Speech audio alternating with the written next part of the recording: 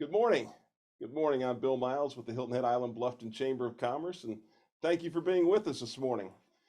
Lots of things already going on this Wednesday morning. I noticed in the Wall Street Journal online today that Nikki Haley, Ambassador Haley, will be announcing her presidential run coming up here, I believe, on February the 15th. So for South Carolinians and others, I'm sure it's an exciting day to hear that news.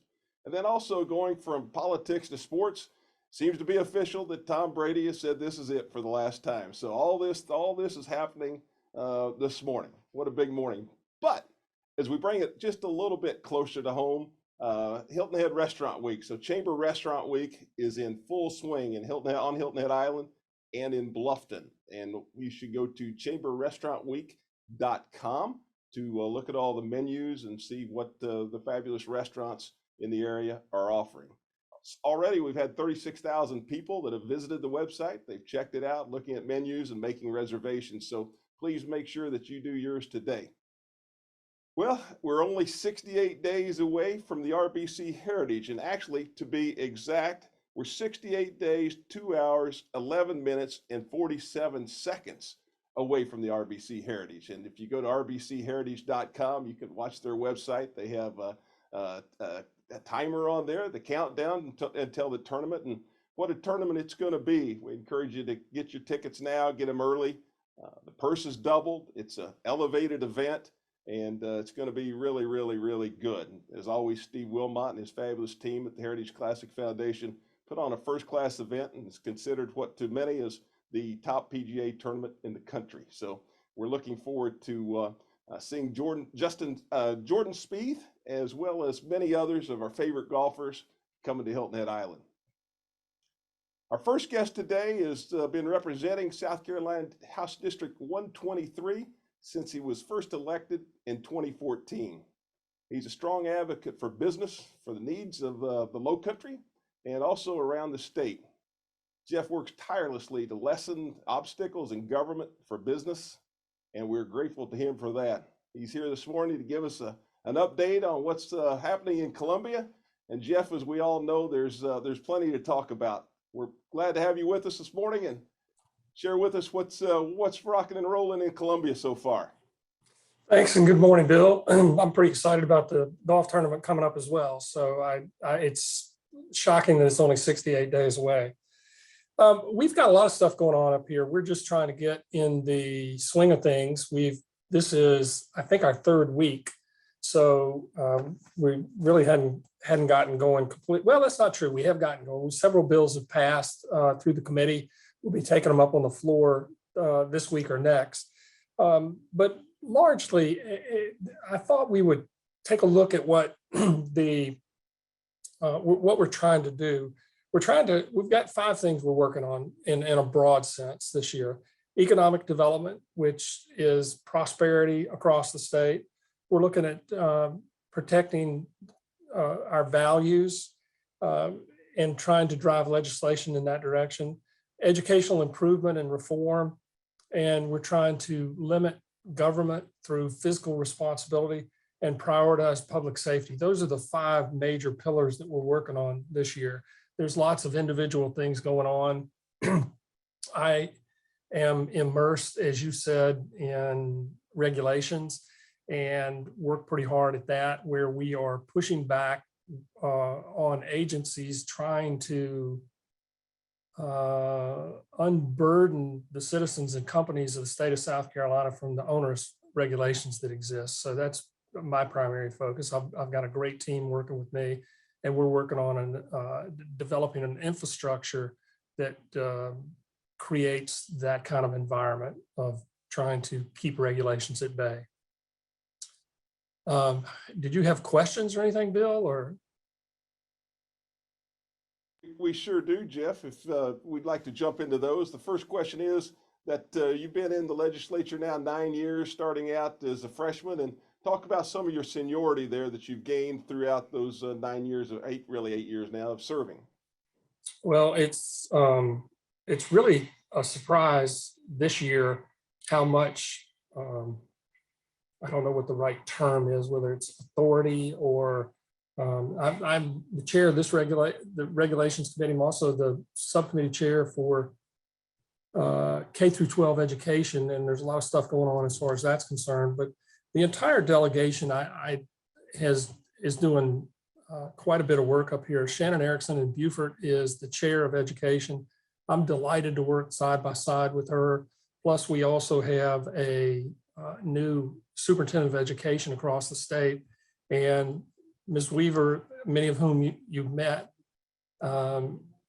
is working with Ms. Erickson, and we're trying to implement education reform where we can. There's a lot of pushback with folks that don't want any changes to be made, but that change is actually coming. But we've got Weston Newton in charge of judiciary. That's a major committee up here. Bill Herb Kurtzman's in charge of the subcommittee on ways and means, which is where we pass out the money. He is doing health. I think I don't know the exact name of the subcommittee that he's running, but that's basically dealing with Medicaid and anything to do with hospitals and things like that within the state. I'm on the regulations committee. Let's see who else. Senator Davis is in charge of the finance committee in the Senate. So the entire delegation has matured up here and has gotten themselves in, I don't want to say power, but that's in effect what it is. It's control of the committees that we're involved in, and that translates into power. And more specifically to your question, Bill, the process of seniority up here, it matters in this particular world. And so again, beginning my 9th year, we have 28 freshmen this year that don't know anything about what's going on up here. They defer to the older guys that have been here, for guys and gals that have been here, and look to them for guidance. It's an opportunity to shape and mold people's views on how things are done and how one handles themselves. That continues. Yeah, Bill, it's an amazing ride. It's absolutely amazing. And I feel very privileged that you folks trust me enough to handle this job. All right, Jeff, thank you. And mentioning the education committee, Marcia is asking for you to talk a little bit about your thoughts on school choice. Well, the school choice is Bill, the school system that we have is one remaining monopolies in the country.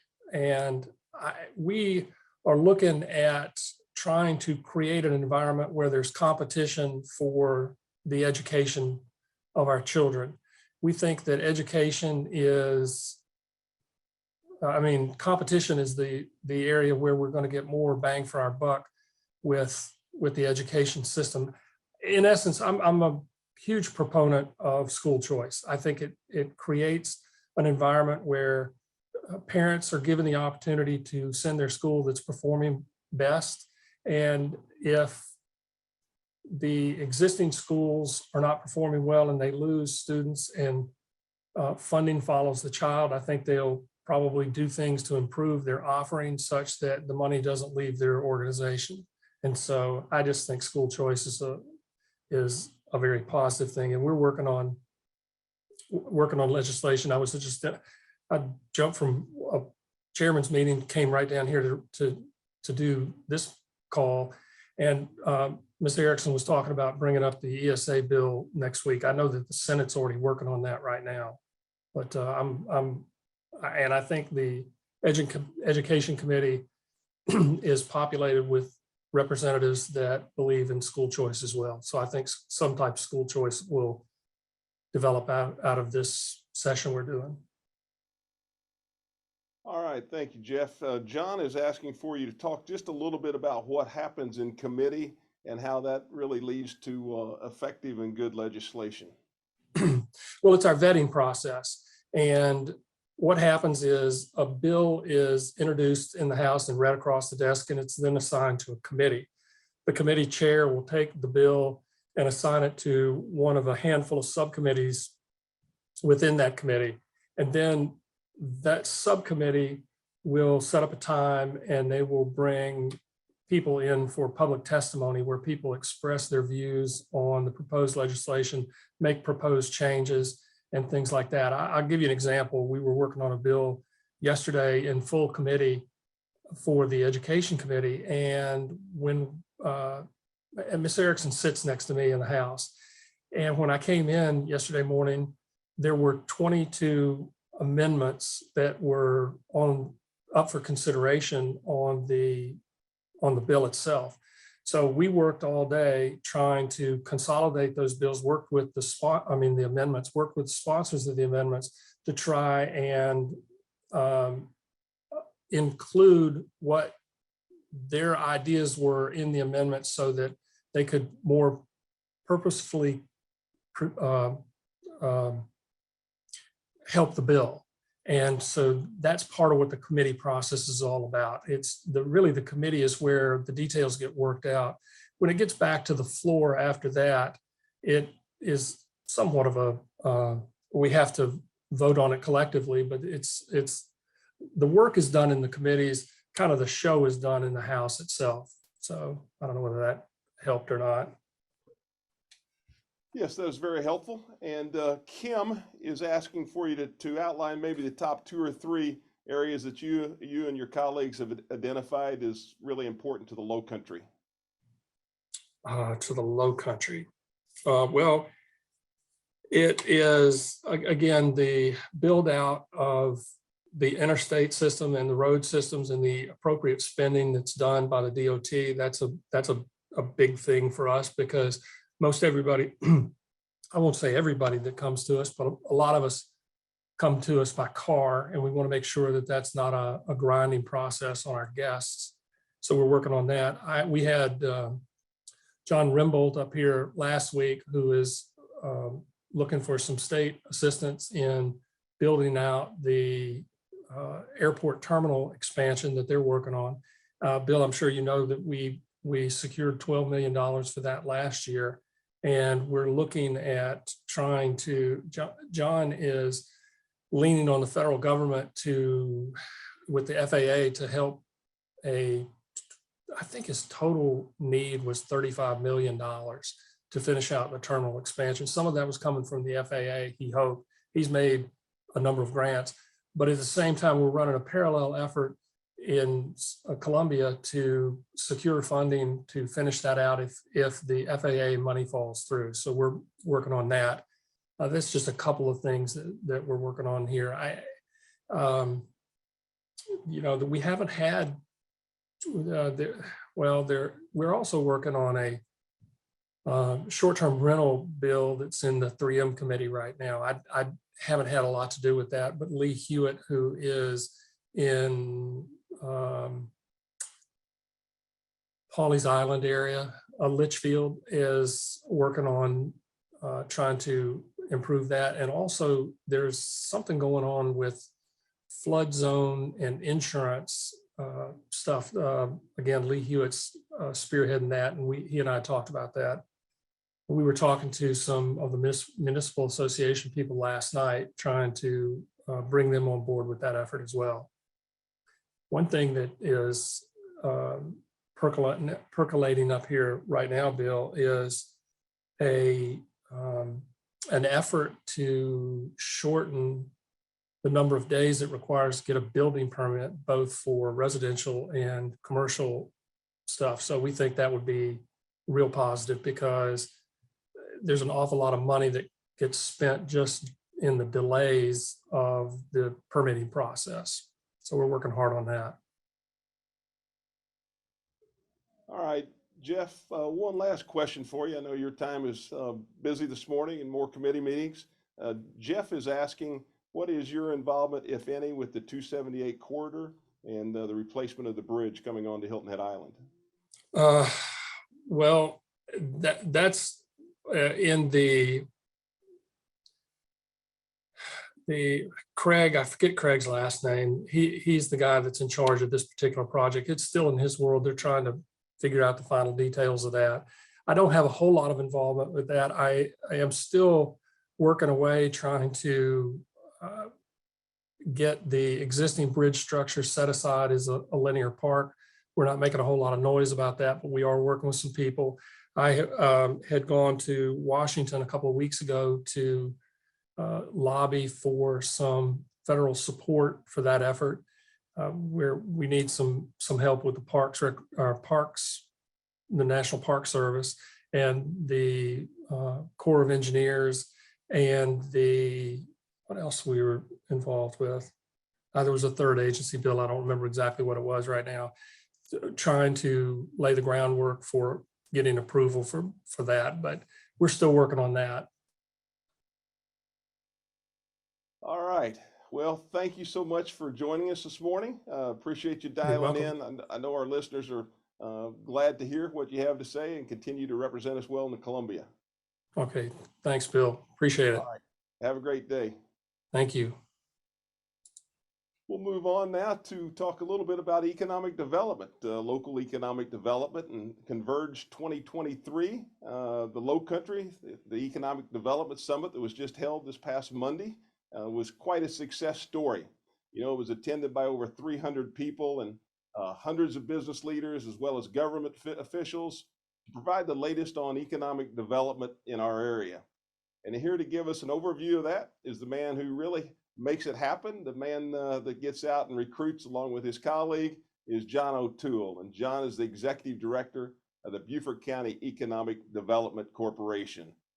He has decades of experience and a keen understanding of public policy, and also what type of collaborations it takes to bring businesses to the area.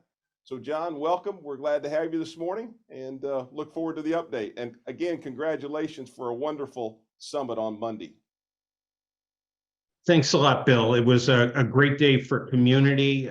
We've branded it Convergence. It's really the things that Charlie Stone and I are able to do at the Economic Development Corporation are the result of a lot of people who trust and collaborate, and it was a good event. I have a larger sense and appreciation for what the chamber does after running an event like that just once a year, and you do it month after month, week after week. So it's great to be with you all. I will try to run through what I saw as the highlights to the Converge Summit, if I can. Let me just see. I'll try to advance this thing. We had a good crowd. We had about 250 people actually check in with the desk. We had some 350 people registered, and we streamed it online. As you can see, I'll kind of go through the itinerary of what we did. But what was really nice, if you were a Hilton Head Bluffton a chamber member, you heard from your mayors, Alan Perry and Lisa Sulka, and RX Industries on Hilton Head was featured as an example of a high-tech industry finding our region. And also L3 Harris was very active in the whole presentation and the day, and we're thankful for their presence. Never forget that we have 3 laser companies on Hilton Head, and that L3 Harris on Marshland Road is part of the 6th largest defense contractor in the U.S. And some 3 years ago, they had a decision point, as they say in the song, should I stay or should I go? And they decided to stay here in the area. The town of Hilton Head was there in force, and we're thankful for their support. Town of Bluffton was as well. We're also grateful to Palmetto Electric. I said that day that where good things are happening in our community, Palmetto Electric is there, and we were thankful for our chairperson, Ashley Feaster, and then Trey Hunter being our premier sponsor, and then his great introduction of Fig Newton. Joe Passaman spoke, and he spoke very quickly about the live, work, and play. And Joe's been saying that for years, and he expounded on that in his welcoming comments. But with the green penny, with the workforce housing, and with the great lifestyle we have here, Joe couldn't be more on the mark. We had our keynote speaker, General Lloyd Fig Newton, was the speaker, and he's very active with Polaris Tech out in Ridgeland. He's a Ridgeland kid who grew up to be a 4-star general, and his comments were great. He said many things. We wanted to emphasize the fact that with workforce challenges, and that's what came out of the day, is that we do have workforce challenges as we continue to recruit businesses, that as we get more people through the school systems, all systems, and get them trained up, we're going to have gas to fuel the tank of our economy. Fig Newton ended his comments with the values of the Air Force. Integrity first, service before self, and excellence in all we do. And I think that could be inspirational to anyone who listened. We have so many partners, obviously the chambers and the town, the Hilton Head Island Bluffton Chamber, specifically as I speak to you, has been a great supporter. And Bill has lent his ear as I've negotiated just the personalities that it takes to get collaboration to really work, and it provided me guidance throughout the years, and I'm appreciative of that. Are some of our key partners, and if you're not familiar with all these, but the Don Ryan Center for Innovation, the Beaufort Digital Corridor, Blackwoody, Gwen Chambers is doing great things there. South Coast Cyber Center, right now we have an individual representing us in Tel Aviv at a cyber conference. And then our chambers, and Charlie and I feel really strongly about this, that the environmental groups, because we feature lifestyle so much in our recruiting, that we like to have the environmental concerns involved in our projects early on, so that if there are any red flags, we're not wasting the time of prospects and their money. Our focus, our passion, Charlie Stone and mine, and our boards at the Beaufort, I should know where I work, Beaufort County Economic Development Corporation, is diversifying the economy, fostering investments, and this is the key driver for us, transforming lives, and then making sure that what we do doesn't disturb the environment or the residents. And to date, we've done been involved in some 49 projects that we count, but some 65 projects total, where we haven't been at odds with environmental or not in my backyard sort of sentiments. And that, I think, is testament to the fact that we try to keep our ear to the ground. As we look at economic development, we look at it as a balance wheel. And I'll rattle through this quickly, but environment, education, economic development being what we're focused on, workforce, housing, and then transportation. And, with the green penny passed, we hope to see more in the way of alleviating and developing transportation. I'll add a little factoid here. One gentleman made an investment in Beaufort County of about $15 million 2 years ago, and he said that Beaufort County reminded him of what he liked about Charleston 30 years ago. And we say that's flattering, but it's also a cautionary tale to make sure that the projects that we're bringing in don't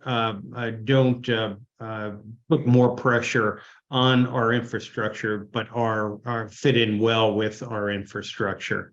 We keep score, closing in.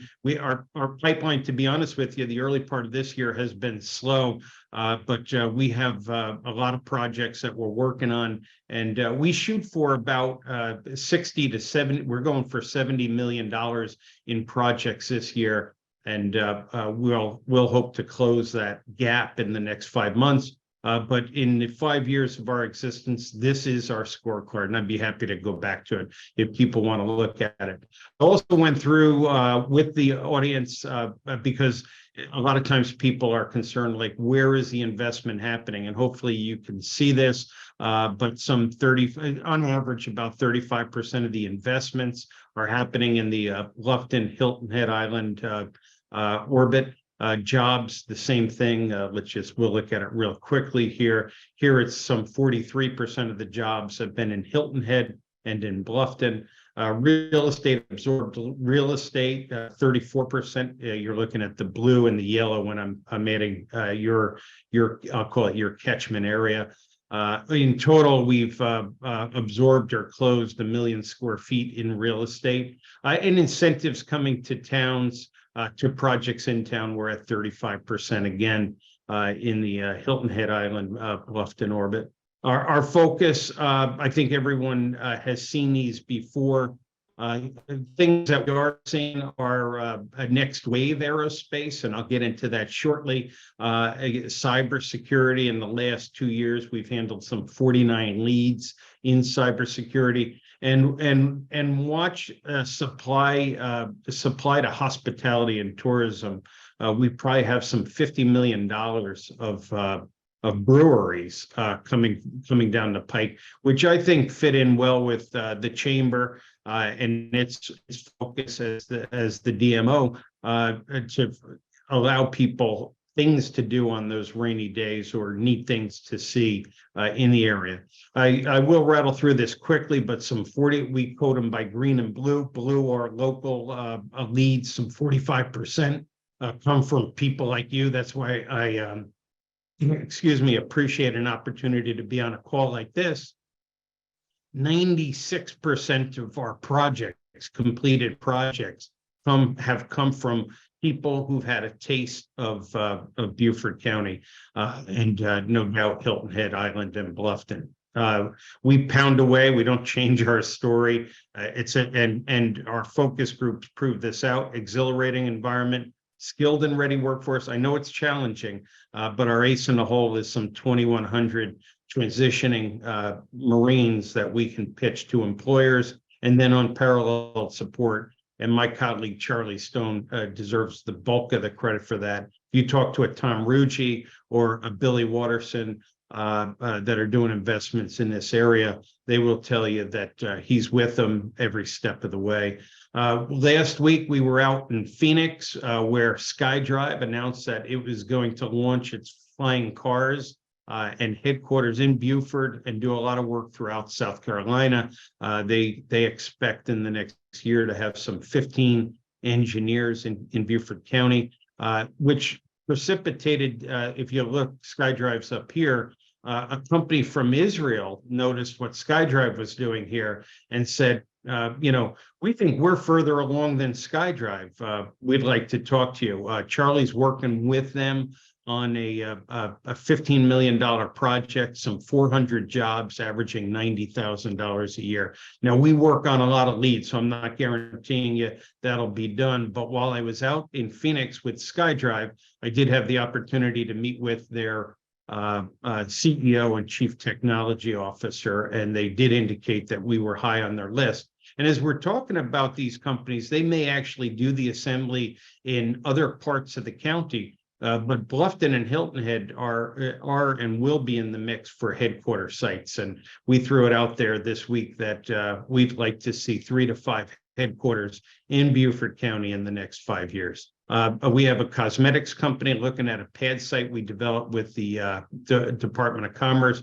Our first spec building leased in 368 days from groundbreaking. And so that investor is going to spend in excess of $7 million now to build a 72,000 square foot industrial building. We're marketing Buckwalter Place. We have a prospect that is drawing up its designs for $8 or $10 million project to fit on this pad site in Buckwalter, and that whole development's coming together well. We're working with town staff on Hilton Head to market and assist with the development of the Palmetto Bay Business Park and 355, the classic motor site on Hilton Head. If you haven't seen it, Tim Dolnick is building 60,000 square feet of industrial or flex space, similar to what he did on oh gosh, don't fail me now, Red Cedar.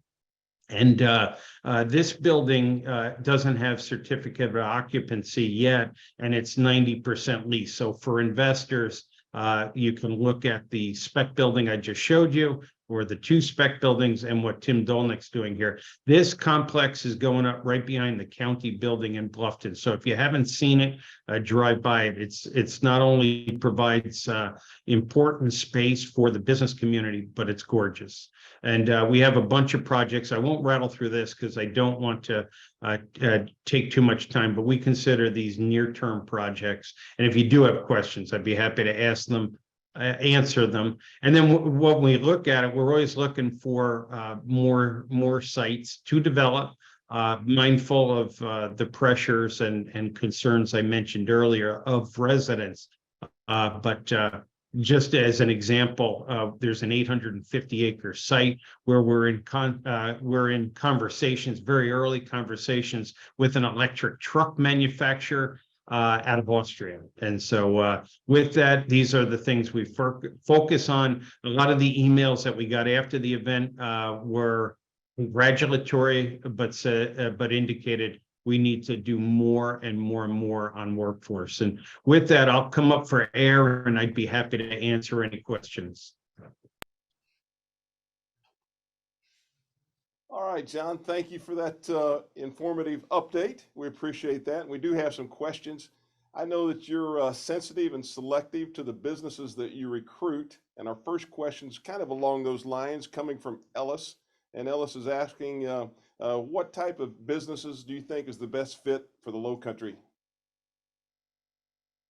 Well, we have a list that we've actually cultivated with residents through focus groups and with surveys. We believe green. You know, for instance, you saw Project Peanut. This is a gentleman who takes agricultural waste and makes pellets for people who have those stoves that burn pellets, and so or barbecue grills that burn pellets. We think everything clean makes sense. When we had somebody contact us about a hydrogen operation or some sort of burning technique with a plant called Guayusa to create energy. And as soon as we get those, we ship those to our environmental friends to have them do due diligence on that. But I believe that we're a good fit for high-end jobs, jobs that improve the quality of life. And I should say that of the nearly 1,300 jobs that you saw on my list, the average compensation is $48,650. So we know that's an average, but there are people who may not have to work 3 jobs to keep their head above water. So that's our focus. But I'd say clean, clean, clean. And if it's not clean, we have a great relationship with the Southern Carolina Alliance because everything we consume, even gasoline in our car, has to be done somewhere else. So across the other 6 counties that we're affiliated with, for instance, the test area for this Israeli drone company, they need a big area, test area as they get FAA approval. We referred them to Ridgeland to a site. It turns out the gentleman who owns that site lives in Bluffton, but that's our approach to business attraction. All right, thank you. Next question is coming from Jana. And Jana is asking if you're seeing companies transitioning their Marines to the workforce. We are. It's been a slow process, you know, but we find, and General Newton covered it in his comments, that a lot of it is that personal relationship. And so Charlie Stone will take anyone's job to the Marine bases and pitch those through their transition assistance offices. Charlie's out there twice a month, and it's a relationship kind of thing. Most recently, Charlie referred a gentleman who wanted to work for L3 Harris, but he wanted to work in Melbourne, Florida. And so Charlie arranged with Matthew at the L3 Harris here on Hilton Head to do that interview. The reason we'll help somebody land on their feet anywhere is because we want to be positioned as the Marine Corps' alumni club that takes care of their alumni. But as we are successful in placing Marines, more Marines will trust us, trust Charlie. to assist them, and we'll be able to place them locally as well and use our data as a recruitment instrument as well. All right, John. Michael is asking, first he's saying, knowing that all projects are different, how long does it usually take from the beginning, the recruitment process, till you're actually closing the deal? Project Sky, for example, we met them in July, and first week of January, they're announcing that they're going to set up their headquarters in Beaufort County. Project Cloud, I got that project handed to me by John Rembold at the Hilton Head Airport in October of 2017. So they really do vary. One thing we do find is that a lot of companies sometimes need something very quick, and we get a lot of calls like that. For instance, the Austrian truck company, they haven't even, we've been talking to them before they've initiated their process, which is good. They won't launch their process to the middle of this year, and they would expect to be in operation in 24 months. So the answer is it varies, but we've got to be ready for everything. John, we're going to close here with not a question, but a statement, and I'll read to you, and it comes to us from Pat, and Pat says, from a resident perspective, I want to attest to the success of Converge on Monday. I think the weather likely kept some folks away, but it was fantastic. And I hope many more attend in the future. And it doesn't get any better than my former boss, General Fig Newton, as a speaker. So again, John, well done, great event. And I know you're probably already working towards next year, and we're looking forward to the event next year. Very good. Thank you. Nice to be with you. Keep up the good work. Thank you. Appreciate it. Moving along now, our next speaker is on the team that brings one of our favorite events to the area, and that's the Gullah Celebration. It's hard to believe that the Gullah Celebration is now in its 27th year. Courtney Young is a South Carolina native and CEO of ForeSight Communications, a strategic marketing firm that specializes in the areas of minority business outreach, as well as leadership training and cultural tourism marketing. She's here to tell us about what's new with this year's Gullah Celebration and how it's become such a fabric of our community. Courtney, always great to see your smile, always great to see you, and always great to hear about the Gullah Celebration. Thanks for being with us. Thanks for having me, Bill. It's good to see you. We're so excited. As you mentioned, the Gullah Celebration is in its 27th annual year and festival season. So we're super excited about bringing back some crowd favorites like our annual Gullah Market. That's going to be Saturday, February 18th. And our annual Arts of We People exhibit and sale that's going to last all month long over at the Arts Center. And we're also excited about some new items that are coming to the table, like a partnership with the Hilton Head Island Symphony Orchestra to do the Gullah Cultural Series that will be actually this Friday night over at the Hilton Head, or at Soundwave, excuse me. And so tickets are on sale for that now. I encourage everyone to go to gullahcelebration.com for more details on that. In addition to upcoming events this weekend, we certainly have Freedom Day. And Freedom Day is a partnership we have with Historic Metroville Freedom Park. And we will look forward to celebrating National Freedom Day this Saturday in the park and hear from Robert Small's great-great-grandson, Michael Bower Moore, who will kind of lead us down the storyline of Robert Smalls, what his impact was on on the local community there, and also what it looks like now and the development of Robert Smalls in our modern time and how people are still talking about him and using his story to drive their freedom story. So we're really excited about that. Food will be available. Food is obviously a big part of what we do here with the Gullah Celebration, and wanting to make sure that all of our friends and patrons and tourists and visitors who just dropped by because they saw the TV commercial are able to get a full experience of what the culture really is.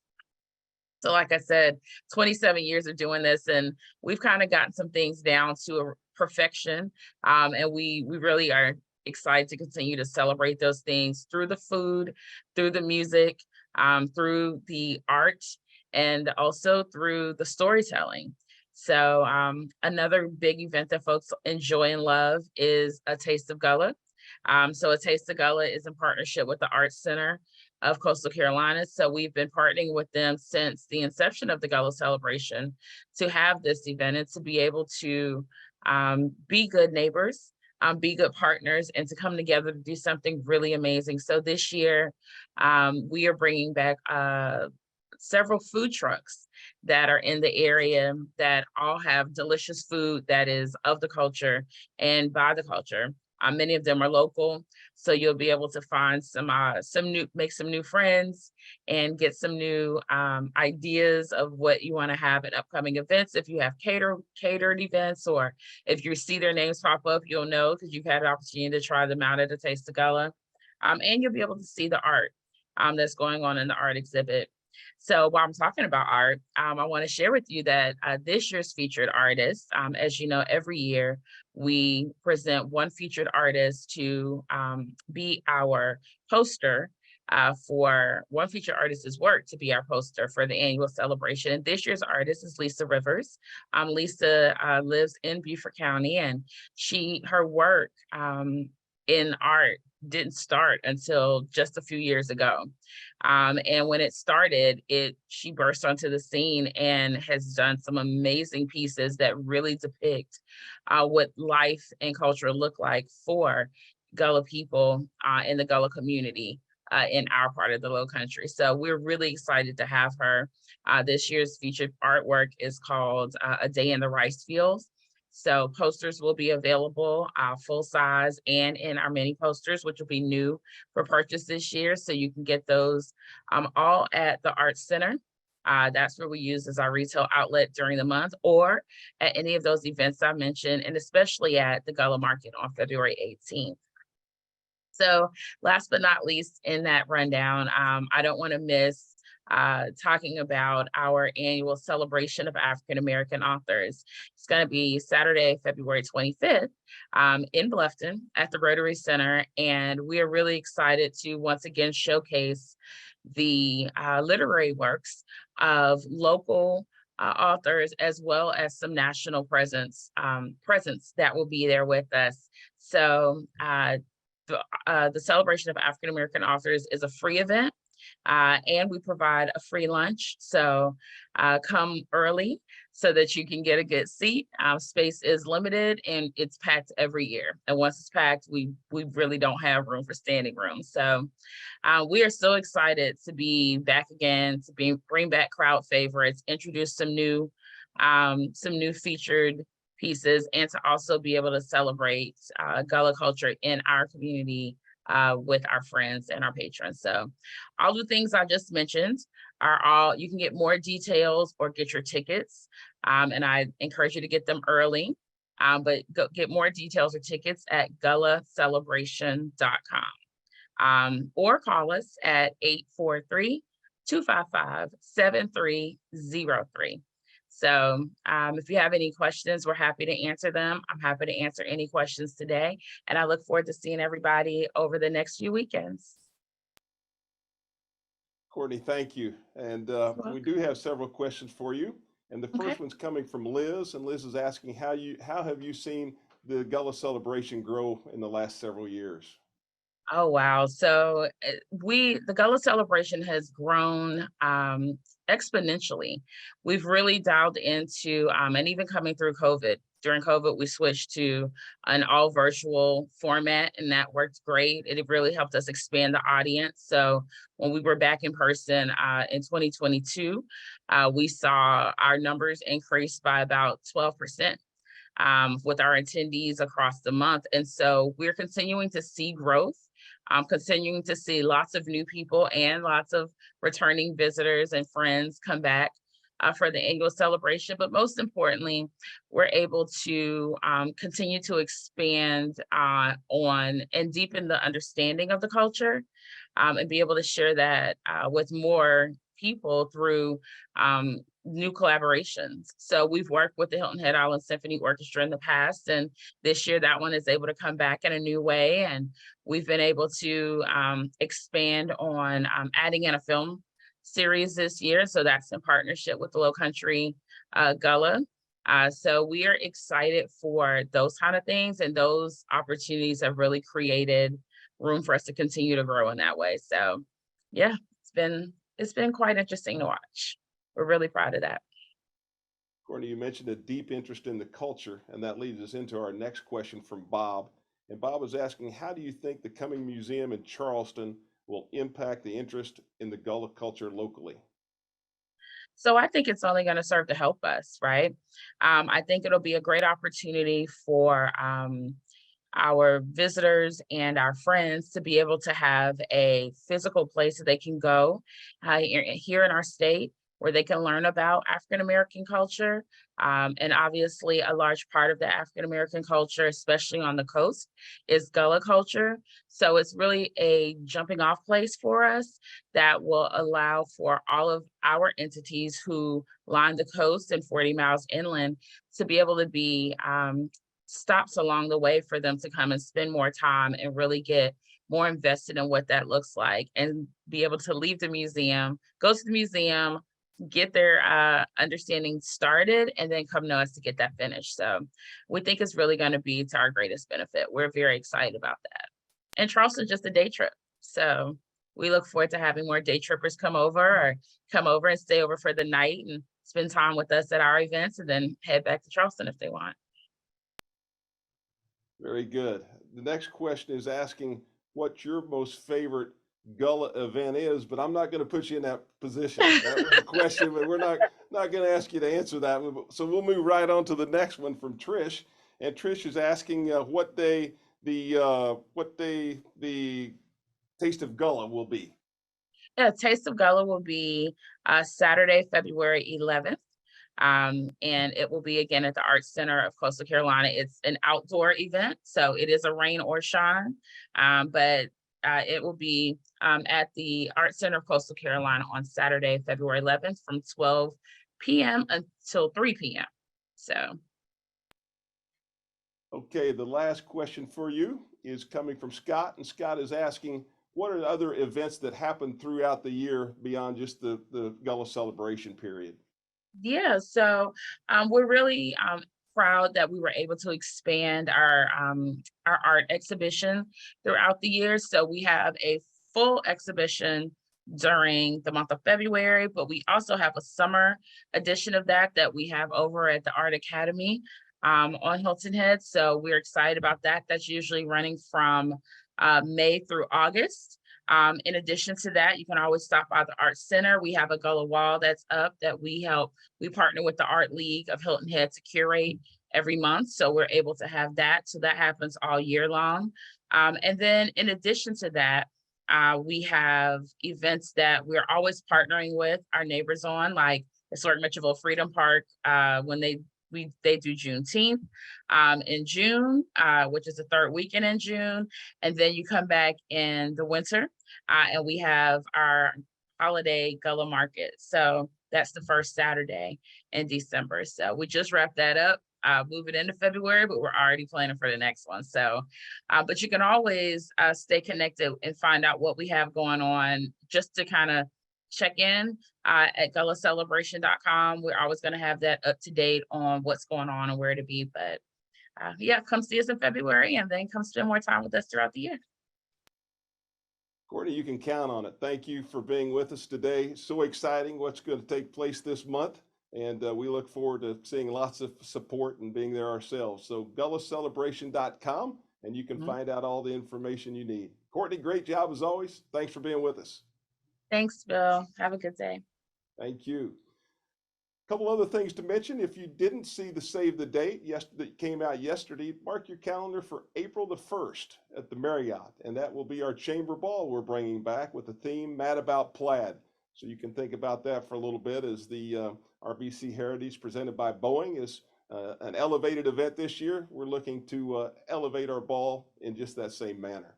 And then also Restaurant Week. Don't forget 4 more nights of Restaurant Week. You certainly want to get out and support our local restaurants, and go to restaurantweek.com to look at all the menus and restaurants that are out there and make reservations. Thanks for being with us today. Have a great week, and we look forward to seeing you soon.